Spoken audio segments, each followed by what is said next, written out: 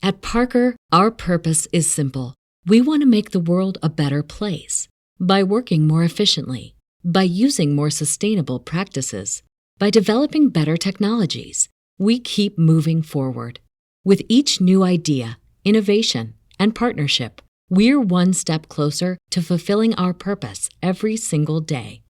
To find out more, visit parker.com/purpose. Parker, engineering your success. What's the easiest choice you can make? Window instead of middle seat? Picking a vendor who sends a great gift basket? Outsourcing business tasks you hate? What about selling with Shopify? Whether you're selling a little or a lot, Shopify helps you do your thing, however you cha-ching. Shopify is the global commerce platform that helps you sell at every stage of your business. From the launch your online shop stage to the first real-life store stage, all the way to the did we just hit 1 million orders stage. Shopify's there to help you grow. Whether you're selling scented soap or offering outdoor outfits, Shopify helps you sell. Wherever and whatever you're selling, Shopify's got you covered. Sign up for a $1 per month trial period at shopify.com/try. Go to shopify.com/try now to grow your business, no matter what stage you're in. Shopify.com/try.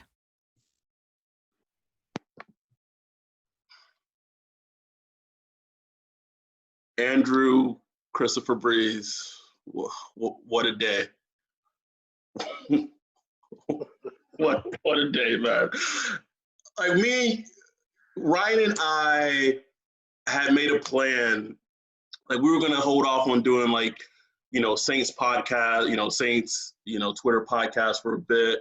We wanted to kind of start venturing out and get in different perspectives and different mediums. And we had this whole plan, until we started getting people on, and talk about different stuff, we were going to put on a little hiatus on the show. Then here comes the quarter of the New Orleans Saints speaking to Yahoo Finance. I don't even know. Drew, did you not get swindled by a pyramid scheme? Who are you talking finances to? Yahoo Finance, of all people to drop the bomb of the off season. Yahoo Finance, son? Not Peter King, not Old Breer, not not Mike Florio, not Jay Glazer. No, some dude on Yahoo Finance. You're giving financial advice to who? And so let me just there are gonna be people who listen to this podcast and are gonna be offended. Please just block Ryan and I preemptively. Just stop listening to. I mean, you can still subscribe, but you don't have to listen to any more episodes. We keep the subscription. And I also want to say, if we're laughing, please know that as Black men, we are not laughing about the situation in our country. That is not what this is about. Right. So I want to put that disclaimer. But as a Saints fan, I'm sorry. I've been laughing legitimately all day and just shaking my head because only the New Orleans Saints in an off season, it's something every year. But I don't know. I just feel like the heat is so hot. It is completely justifiable. All the roasting he's getting, he deserves it 110%. He's 100. Put himself in that position, and the way, the phrase I use, he's being willfully obtuse to the situation. Exactly. Obtuse, exactly. Just obtuse. I wanted to use that. I wanted to use obtuse earlier, but I wasn't sure if it fit or not. Oh, it fits. That's exactly what it is. I was like, do I need to Google it? Obtuse real quick? No, he's just being obtuse. And I mean, I don't want to speak for a man. I've never had a suspicion Drew is racist or anything like that. But it was bad enough when he did it the first time with the whole, when Colin was kneeling. Right. And then for him to triple down. This man is at the blackjack table. The dealer said he's at 20. He said, hit me again. Like, here's the thing that really messed my head up, man. Like, no, I know the guy asked him about kneeling or whatever, but like, that shit ain't even on people's mind right now. Like kneeling or nothing like that. Oh. Like the America is on fire. Like, you know what I'm saying? So he could easily. I mean, Drew. We know Drew. Drew is a very smart guy as far as like talking to the media and getting his message prepared and stuff like that. So he knows he could have easily said, now is not the time to talk about that. Right now is, we need to deal with trying to heal and blah, blah, blah, blah, blah. Whatever. Could have said like 150 different things. I do not stand for disrespecting the flag because my grandfather, blah, blah, blah, blah, blah. Like, bruh, like, what's wrong with you? Ain't nobody thinking about that. Like, nobody. Okay. Read the room, Drew. Read the room. Like you talking about disrespecting the flag and respecting the military like 2 days after Donald Trump talked about sicking the U.S. Army on U.S. citizens. You know what I'm saying? Like civil war type of shit. And you talking about respecting the military, like, bro, like, man, like, Drew, like, bro, like, I don't know. You're not talking to Brittany. I know Brittany got to know. Brittany got to know what's going on. You know what I'm saying? Maybe she don't. I don't know. Talk to Bailey. I'm sure Bailey knows. Bailey know what's up. Check him real quick. I've seen, we would be remiss if we didn't talk about, I'm just trying to count. Okay, first you had Malcolm Jenkins. You had Mike Thomas. You had Kamara. Mike Thomas and Alvin Kamara have unfollowed Drew on social media, which seems like what? You gotta update me, bro, because like I told you, I hadn't even looked at Twitter. It's like 5 o'clock. They hit him with the Ryan unfollowed. Out of here. Man, I did see Marcus Colston dropped some heat. Colston. Do you know how bad shit is when you get the quietest dude ever to play football to speak out? Like Colston don't say nothing, son. Colston don't say nothing. And this man dropping a whole verse on IG, and he got a little, he used a you instead of your up in there. So he was speaking from the heart, you know what I'm saying? It wasn't nothing coming from no PR. He was just typing it out. So like that's crazy, bro. Like I know Drew, I can't imagine what Drew thinking right now. I don't know if he thinking like, well, this is what I said, or he like, damn. So like that must be missing something. So that's my question to you. Like, I would not be shocked that by the time people are listening to this episode tomorrow, like there's gonna be like a video out. There's gonna be something like, and I know Diana like Rossini had already talked about like the Saints were gonna like a meeting. Goddamn June. Season 3 months away. Right. And I think the world of where it stands right now with the coronavirus, and so it's not even like a regular locker room, because I feel like things would have been not different, because don't listen to this and think I'm trying to rectify or sympathize with anything Drew said. That's not the case at all. I'm just talking about like the logistics of the situation. I feel like the situation may have been different if he's surrounded by the team and it's handled differently. But now, like, because of the distance, like players are like, oh, for real? Like, oh, I'm going to tell you how I feel. And there's no way, and there's no buffer and there's no barrier. Because you got to understand, you know what I'm saying? They sitting home just like us. Cam Jordan, Mike Thomas, Kamara, all them guys, they sitting watching, Twitter, watching social media, watching the news, pissed off, just like we have been, the past couple of days. And then your leader, you know what I'm saying? Your leader, even though I'm sure all of them kind of knew how he felt about certain things, I'm sure they understood, hey, Drew, Drew a solid dude or whatever. But for him to come with them comments, it's like, man, like, I'm sure they really, like, you saw the Malcolm Jenkins video, like, you could tell he was speaking from a place where that hurt. I'm disappointed. Yeah. You know what I'm saying? I'm more disappointed than anything, because this is a person I respect. This is a person I play with, look up to and all that stuff. And I'm disappointed, and nothing worse than being disappointed. You know what I'm saying? Even like when your parents, like when you were growing up and your parents were disappointed at you, that was worse when they turned up. I'd rather get an ass whooping than like your mama just shaking her head like I can't believe you did this. I'm so disappointed. and that hurts. I'm sorry, mama. It's like I texted you earlier, man. Like I felt like that Malcolm Jenkins was like, him like Obi-Wan, like you were my brother. Like I loved you. Like you gonna do this to us? Like for real? Like you're supposed to bring balance to the force, not leave it in darkness. Like the team is hurt, and I've seen. I kind of say they're kind of crazy because I've seen some things like in Saints Twitter, just in general, like Drew gotta retire now. Like and like, come on, folks. Like let's. Yeah, like, I mean, stop. I was retweeting that stuff. I can't lie. I was retweeting it and all that. Yeah, but just because it's funny, but but honestly, I don't know where like the way the news cycle is. This could easily be forgotten. Not forgotten, but kind of moved on from in a week or two. Couple of weeks.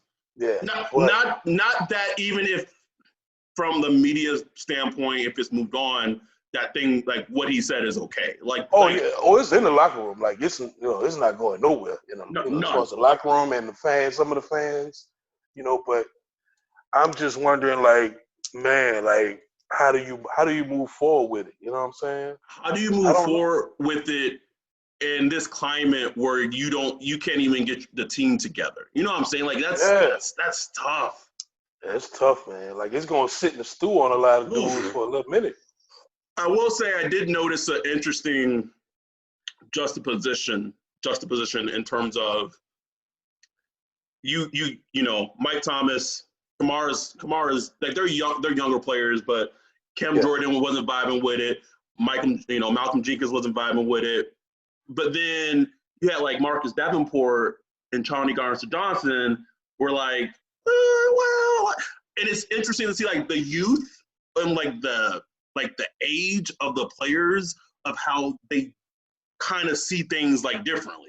Because Chauncey was like just being real and said like, yo, like you can say all this about Drew now, but when it comes on Sunday, like you already know what it is. And it's just interesting to see how the age, like somehow the ages of the players kind of how they see things differently. Right. And it's funny because I kind of thought it would play out differently. I thought the younger players would be a little more pissed and the older players could be a little more, whatever. But it might be playing out the opposite way where, the older players who've been around, who's invested in what's going on in America versus the young players who are just like, man, look, I ain't worried about all that, man. Let's play football. You know what I'm saying? Let's play football, get a ring. Like that's right. So, I mean, I don't know, but I think you're talking about a lot of black players. Mm-hmm. They got to look in your eyes and, play hard for you. You know what I'm saying? So, and these are his guys. Like this is Mike Thomas, like Kamara. That's that's your core. You know what I'm saying? And it's not saying those are professionals and they're gonna ball out regardless. But you still need that respect. And Drew, he's gonna have to work at it, man. Like I don't know how he's gonna do it, but like he's gonna have to sit down and like really come to Jesus on this. He has to realize where he's wrong at because I'm like, shoot, anybody listen to me, anybody that's followed me for a long time, I've defended Brees nonstop. Anything he's done wrong, I'm the biggest Drew Brees fan on and off the field as far as, the leadership he's provided, his ambassadorship that he's had with New Orleans. I mean, he was people talk rebuilding New Orleans and all that stuff. That's a little overblown about how much he's actually rebuilt. I mean, he's invested. Don't get me wrong, and I don't diminish that at all. But one of the major things he's done is he's gone on Joe Leno. Well, back when Joe Leno was on TV, Jimmy Kimmel, all these night shows. He's gone on Good Morning America. And he's talking about New Orleans. He's especially after Katrina, it was in dire need of a positive image of New Orleans being put out there. And he was like the perfect person promoting that. You know what I'm saying? And he did a lot as far as putting New Orleans from a positive standpoint, putting that out there. And that's not even including what he did on the field.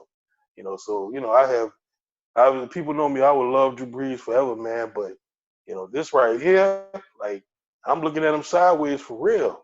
But it just strikes me because he's a smart dude. Like we all know Drew is smart. He's smart about how the world perceives him, and he's smart about how he carries himself.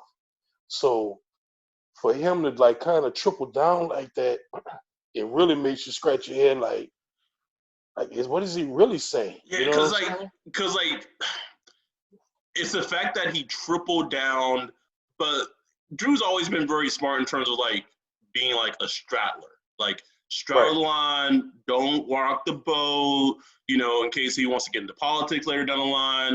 Not to mess up his NBC money that he had, or whatever. Yeah. But like. And I'm hoping I'm not looking too much into it because I might be, but like this was more like this wasn't like a straddle the line. Like this was a double down, and I'm kind of lean into it a little bit. And it's like is this like are you really leaning into this right now? Like, not that it's any good time to lean into this stance. But of all the times in the world, he wants to lean into it now. And what's funny is I remember the last podcast with Mike Triplet. Yep. I asked him, what was his thoughts on sort of, Brees' stance back during the whole Colin Kaepernick thing, and how was not that was what thoughts on Brees' stance, but what was his thoughts on the locker room during that time? And, Mike Triplet really couldn't come up with an answer as far as it being problems. And it's just something how it's flipped today. Oh, my goodness. And the thing about Drew, though, is he uses this fluff terminology. And he's talking to Mike Triplet because, obviously he must have, as soon as when he saw the flaming on Twitter, he must have said, "Hey, I got to get to Mike Triplet or somebody that I'm cool with that can put my quotes out." And he's like, "Hey, I stand on my teammates on racial equality and all that stuff." And he's not really attuned to where we are right now. Like no. We're so past that. Oh, I don't see color. We just want to be united of all colors, and black, white, Asian, we're all Americans and we just want peace. We're just so past that. We need to address the actual problems.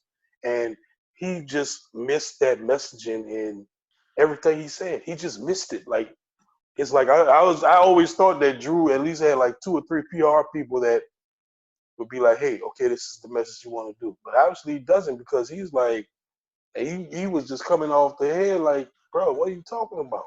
So, shout out to Kev on Twitter, at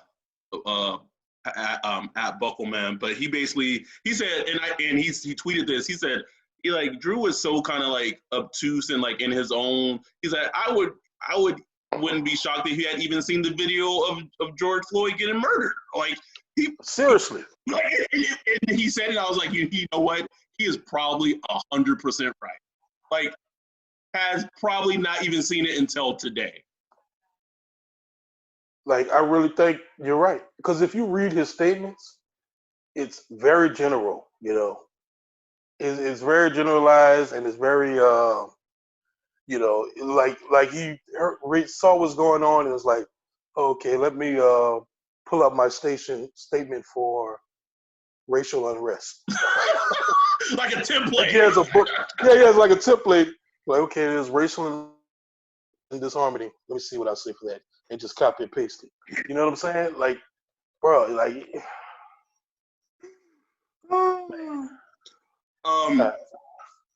Just to give you like a sense of how times have changed, and so I don't know if you remember. I mean, of course you remember this, but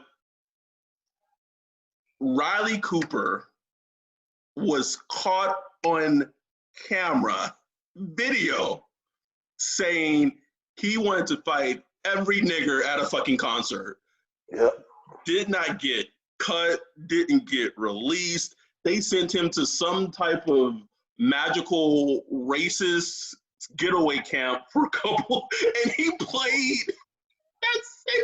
that same season. And I'll never forget one of your tweets. This is how long ago we've been following each other. We've been friends. But like, it was some Eagles game. I don't know if it was against the Saints. It may have been against the Saints. But some Eagles game, and he made a catch, and you tweeted, "You just said the N-word." I saw it. I read his lips.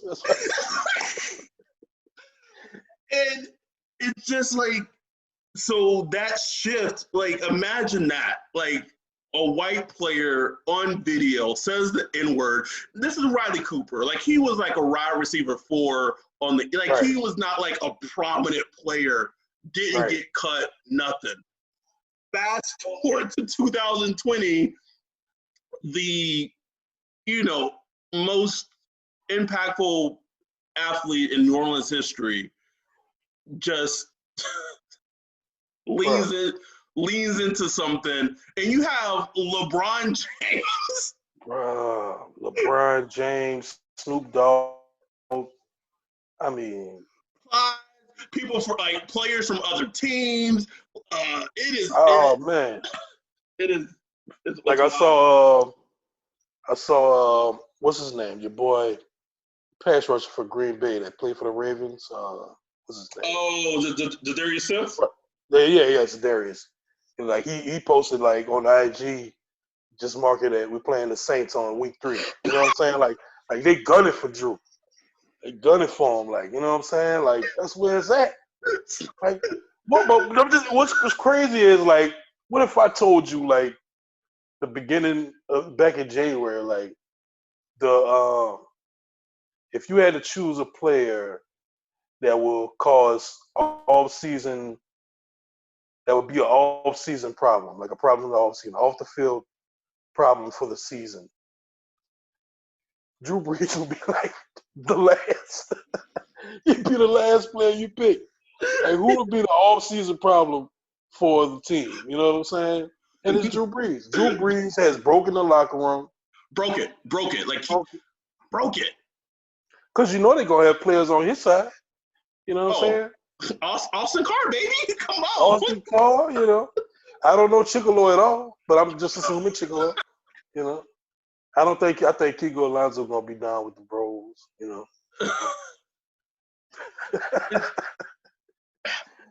And then we always talk about, like, oh, man, like, the coaching job that Sean,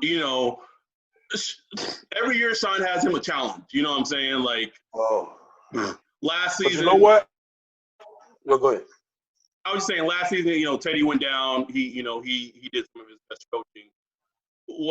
And again, it's not just about football, but what he's gonna have to do to, I don't want to say remedy, because you can't remedy it, but he's gonna have to do something, like some amazing coaching to steer the ship after this debacle. Like,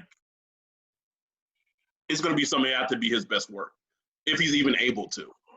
One thing I not too long ago, that one of Sean Payton's greatest attributes was his ability to coach through a crisis. He loves a crisis. He creates crises. Like, he'll manufacture one just to get his team rolling. I tweeted about it. I was looking at it kind of like from the other side of it, like, can he coach a team without a crisis? Can he just take a good roster with boring team and just coach that? Does he need the crisis to to really bring out his greatness as a coach. So I mean, it is. He's getting served it on a stinking platter. Like, here's your crisis. Like, go to work. Like, he's gonna have to maneuver this. I don't know how. I don't know how, man. It's gonna be it's gonna be like his best coaching job ever. Easily. Like I'm trying to, like, can we get Denzel to come in, just pretend to be like her, Coach Herman Boone for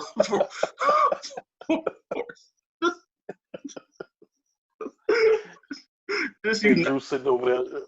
just read you.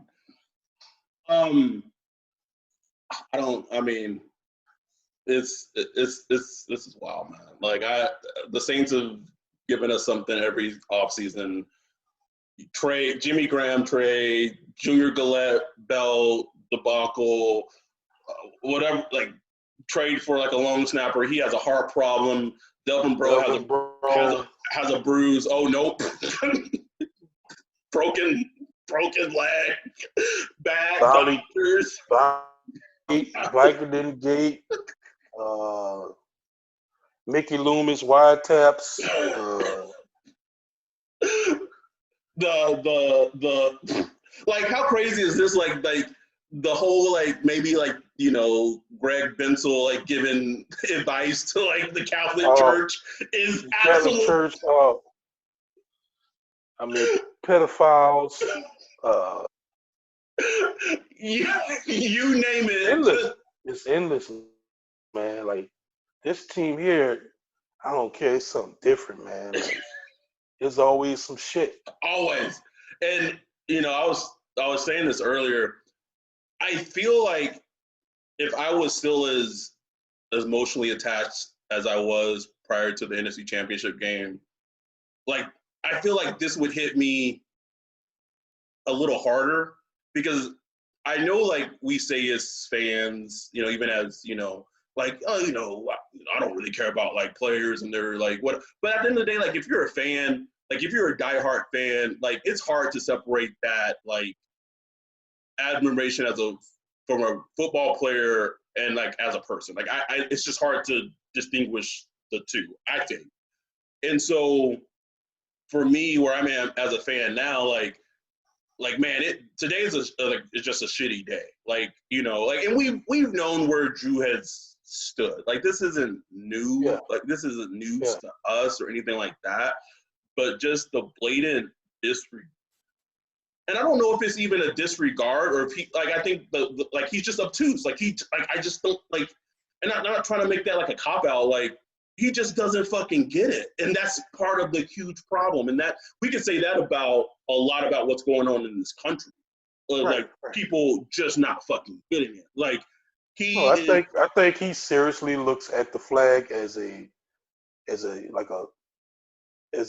almost magical piece of cloth that you must respect. I really think he views it like that. I think that's how he was raised. And I think he really believes that, disrespecting the flag is blasphemous. Right. Correct. In his mind, that's how he's looking at it. You know what I'm saying? So, I mean, he really has to wake up, man. Like, I know he's a smart dude. I know he can't be that stupid. I mean, it was not even stupid, but, like, I know he has some kind of empathy. Like, he can't be that ignorant. Right. Like, come on, man. And I think when he sleep at night, I know he's gonna be hearing that Malcolm Jenkins and Colston and all that stuff. Like, he really has to be thinking, like, damn, he's either gonna think, I really need to check myself, or he's gonna just dig in more, And you're gonna say, I'm not gonna let anybody swim my mind, This is me, and this is what I think, and you just gotta get over it. If that's the case, that's not good. No.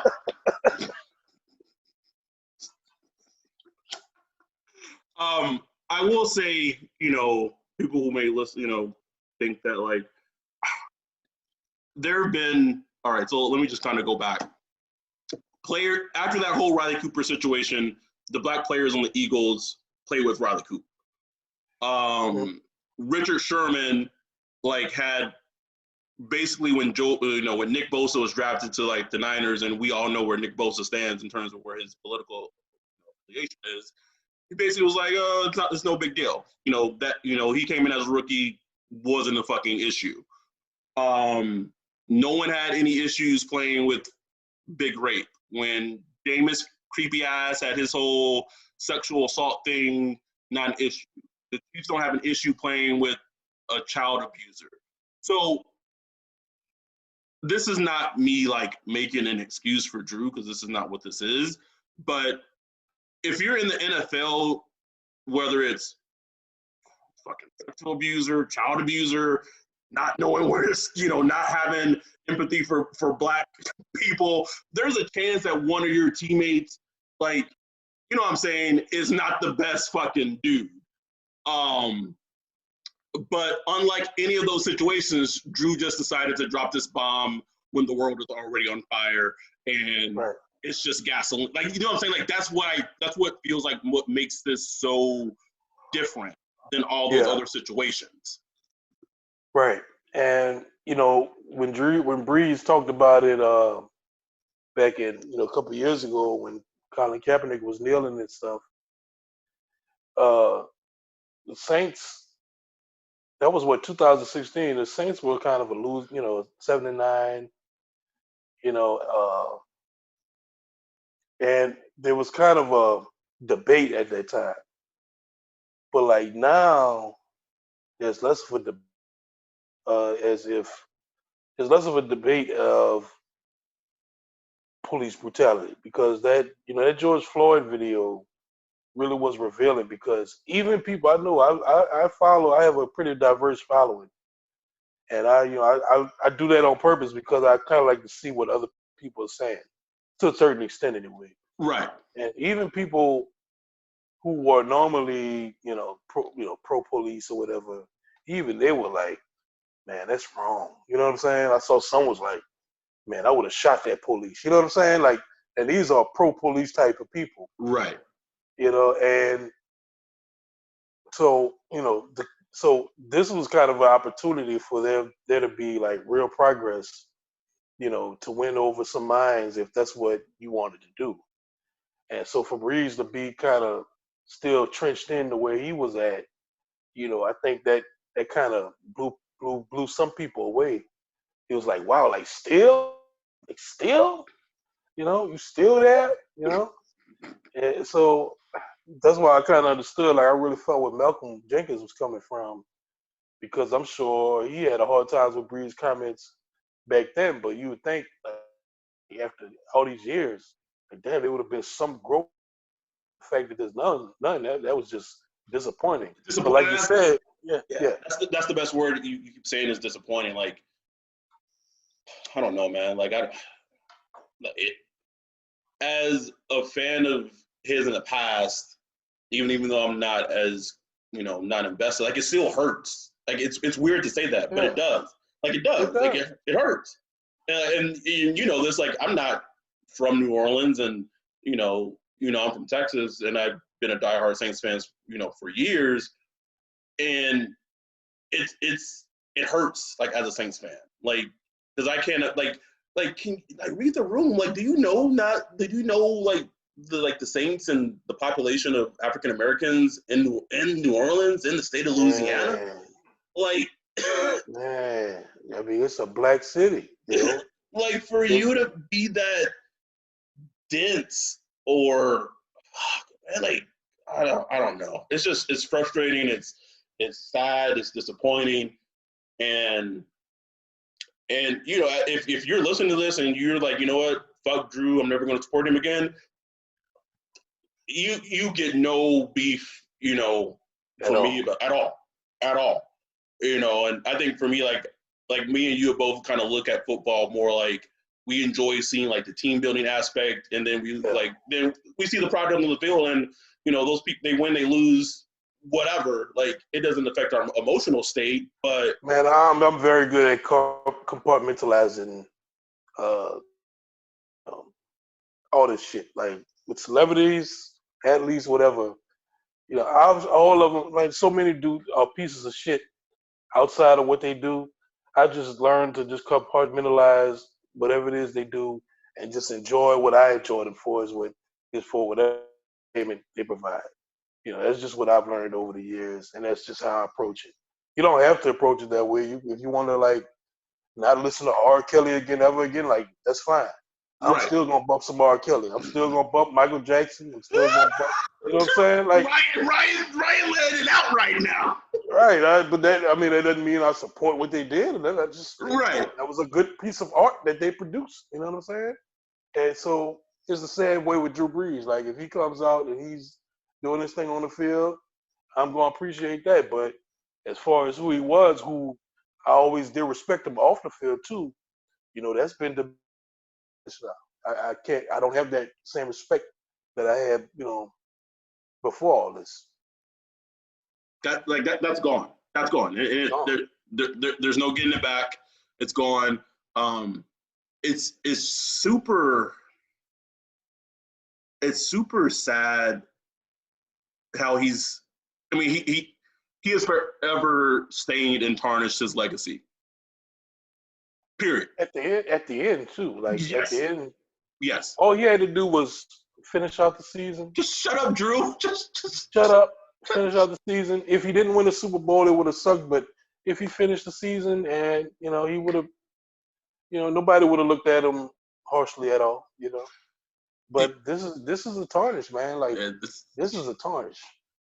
So, I think you have made the analogy that, the upcoming Saints season is very kind of equivalent, like The Last Dance and everything. Who would have thought that the Jerry Krause on the team would be number 9? Number 9. This season's supposed to be all about him. About him. You're trying to win one for Drew. And now, like, do you think a player, like, obviously they want to, as a team, as, athlete, obviously they want to win one, it's their competitive nature. But I remember, like, in the last couple of seasons, like, the players will openly say, like, yo, we're trying to get this is for Drew. Right, like, right. Yeah. This is for him. Let them all of them. They're like, man, we trying to get a ring for Drew. For Drew. Sure. Like, and that's gone. Like, I don't, not saying like it's, they can't get it back, but man, that's gone. And for him to just dumb, just a big dummy. Like that just not reading the room, man. Like you said, man, it's like not understanding where you at. I want to try to read into his mind a little bit. I know you're not supposed to do that, but I know some people have asked me, like, do you think Drew Brees is racist? And I can't answer that. I don't know Drew Brees. I never met him. I never hung out with him. But obviously there's a scale of racism. You could be someone that maybe you use the N-word loosely, maybe a little too loosely, but you have black friends who treat black people all right or whatever. Or you could just be someone that hates black, want to be, doesn't want to associate with them, and you want them out of the country and all this. So there's that whole range of racism. Where Drew Brees falls in that range, I don't know. Yeah, I think Drew Brees is just one of those guys born in the late 70s, like a lot of people, a lot of white people born post-civil rights who were told, do not see color, be colorblind, do not see color. This is how you approach life, treat everyone, blah, blah, blah, which sounds great. Sounds like, they always bring up the Martin Luther King, judge a man by his character quote, you know what I'm saying? Right. So it's like, okay, yeah, that sounds terrific, but it's not the reality we live.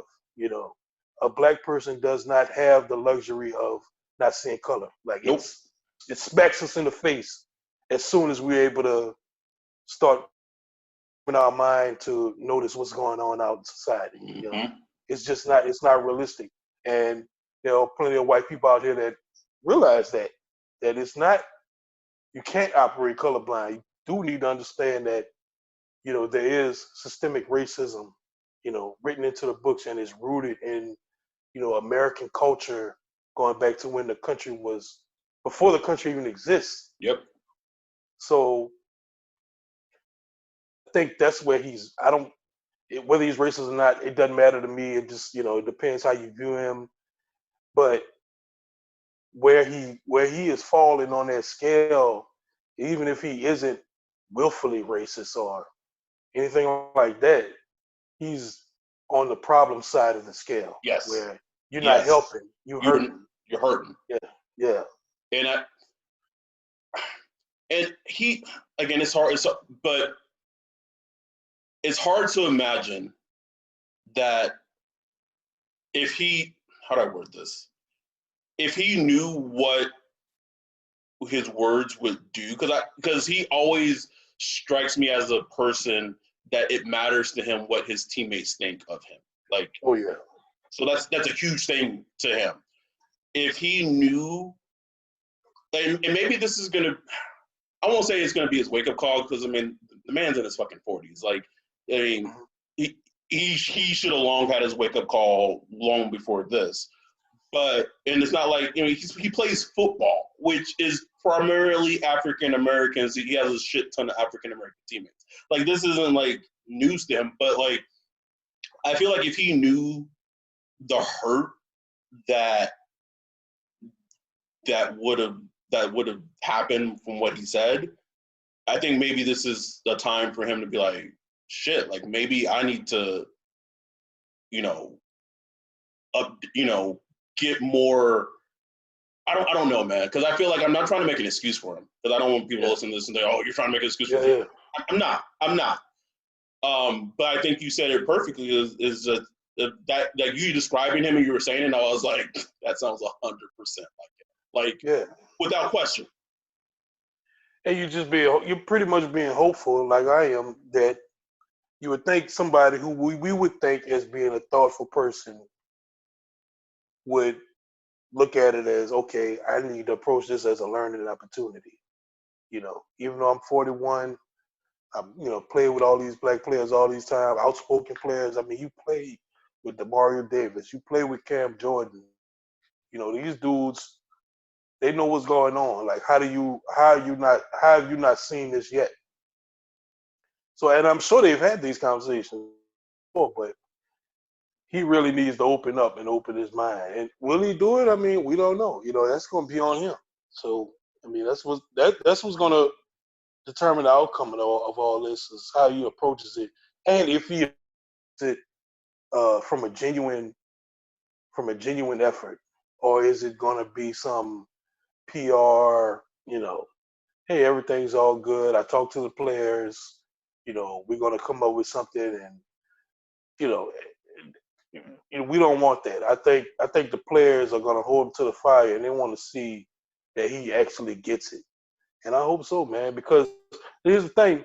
I was talking to Nick Underhill about it. Like, Drew Brees, man, people listen to the dude, man. Like, people really respect what he says. They do. So he has, like, he really had, like, especially him. Like, if he came out and was really,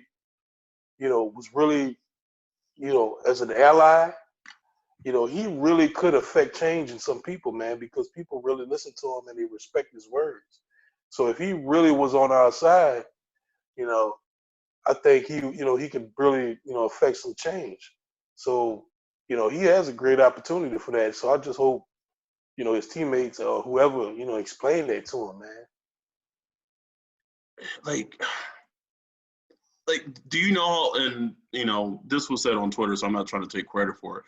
I think Mac Dog or, Wolf on Twitter said it. Like, do you know how long ago it feels like him donating like $5 million to COVID feels like now? Bro, it's like years ago, man. Like, and it was all love. It was like $2 million, $5 million, making these companies look bad. Like, man. just, I was just like, why? Just like Tom Brady, he just posted some like a graphic of like praying for George Floyd or something like that. I don't know. Like, why Drew just couldn't do that? Like Drew he posted the black thing yesterday. Like, that was just all we needed, Drew. Could have left it at that. You know. I think it was hilarious though, because like the little black thing he posted, like it wasn't even like all the way black. Like it wasn't even all the way black. It was like great, you know. It was like he pointed his phone under his desk, like.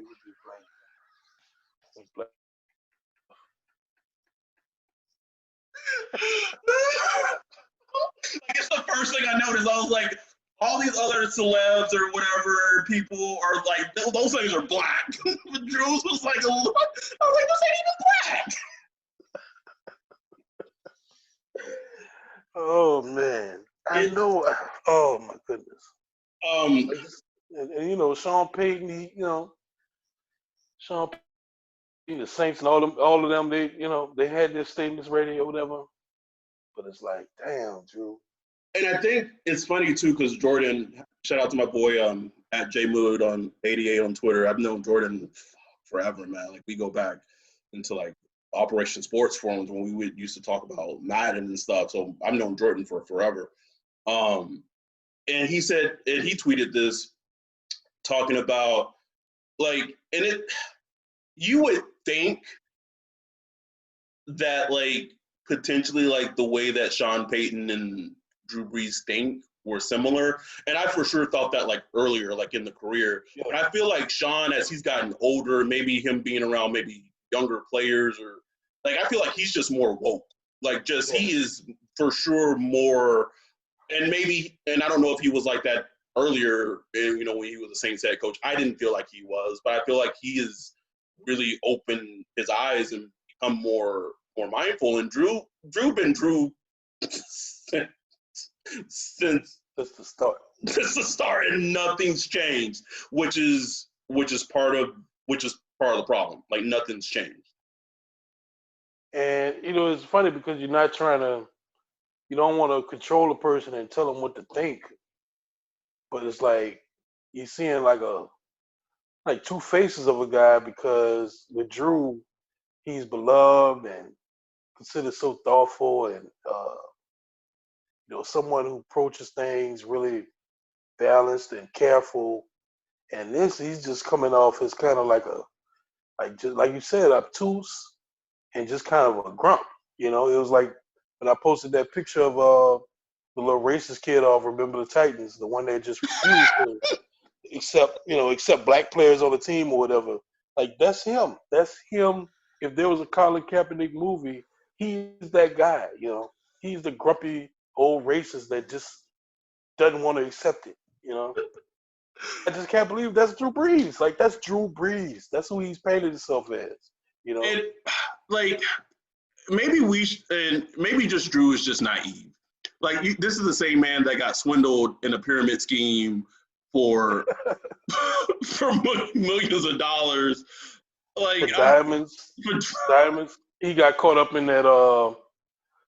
That was years ago. The whole, film tax rebate scandal. One of the old Saints craziness. Like, so maybe Drew is like football smart, but like, maybe football smart, but maybe he really ain't that smart. You know what I'm saying? Like, maybe he really ain't that smart. Come on, Drew. I don't. It's what. Imagine how Vic Fangio feels today, bro. What's going on with? I didn't even. Like, what happened with that? I didn't even see what he said. Basically, I think yesterday he came out and basically said like there wasn't a racism problem in the NFL, and kind of like, old white man like grump, like, oh, there's no racism in the NFL, as all this is happening in the world, mind you. And he started getting dragged yesterday, that went in today, and then he like sends like this other new PR statement where he was like, "Oh, I've reflected on my statement and I'm wrong." Whatever. Like Drew just done took all the heat. Vic's like, Vic is saying, I got that for you. I'll take care of that for you. I'll take that off you. I don't know, man. Like it could be a thing, like you said, where who knows? You know, this second wave of Corona might hit us in 2 weeks, and Real. And Drew might, you know, Corona, COVID-19. What's that? It's crazy. It's been a day. It's been a day. Man, and that's one thing I do love about, you know, being a part of Saints Twitter, being a fan of the Saints, is no matter what it is, no matter how bad it is, we got some jokes. We gonna joke all day. All day. It doesn't matter. We gonna make fun of it, and we'll make more fun of it than any other fan base. You know, we'll try to, like, you can say the joke. We got them. Like we got them handled. Especially if it involves pain. We're gonna make if we're in pain, man, we're gonna really go hard. Oh man. I guess maybe, you know, hopefully we might get a whole bunch of, you know, 15-yard penalties. Unnecessary roughness, all that hot sauce. They gonna put that sauce on Drew, bro, for social justice. Black. Like, that's gonna be, like, I don't know, man. Like, I don't know how this gonna play out, bro. Imagine this, you know, more than likely there's going to be some type of form of training camp. And imagine how those, you know, those post training camp practices go. You know, Nick, Mike, ask you know the questions coming. And I'm pretty sure Sean is at that point going to be like, you know, have them saying very controlled, you know, answers and what have you. But like it's gonna be it's not gonna be like, oh, okay, we're gonna ask these questions like one day and, you know, fucking move on. Like, no, this is gonna be a constant. And you have all the national reporters, Diana Rossini, you know, Josina Anderson. Like my whole timeline is like, I've talked to these Saints players. Like, oh. Schefter on his ass. Oh, bro, when Schefter retweeted it, I was like, no. Hey, like, this is huge, bro. Like, hey, why can't we just have a little quiet, boring off season? Like the Saints had their probably best off season in a very long. They finally got a wide receiver too. They locked up Taysom. Everybody speaking positive. Everybody talking about, oh, the Saints roster is great. Top 3 in the power rankings. Like, maybe potentially was David Clowney coming? Could you imagine, like, if like the Saints were potentially close to signing like him, and like this comes out and he's like, nah, man, like I'm good. Thanks, Drew. I'm good. And then, of course, you know, beginning of June, 3 months before a potential season starts, and Drew decides to just let it all out with the Yahoo Finance. Yahoo Finance. Yeah, man. All places. We gonna get out of here. We can only talk and laugh and about this so much. So we you know, we don't know what's in store for the pod. You know, we may go on a little hiatus if the Saints let us. Never know. But if not, you know, we might be back with some episodes. It just depends on what's in the pipeline. You can follow Ryan on Twitter at thatboywolf. Don't follow me. I actually looked at my block count today, 915. Yeah,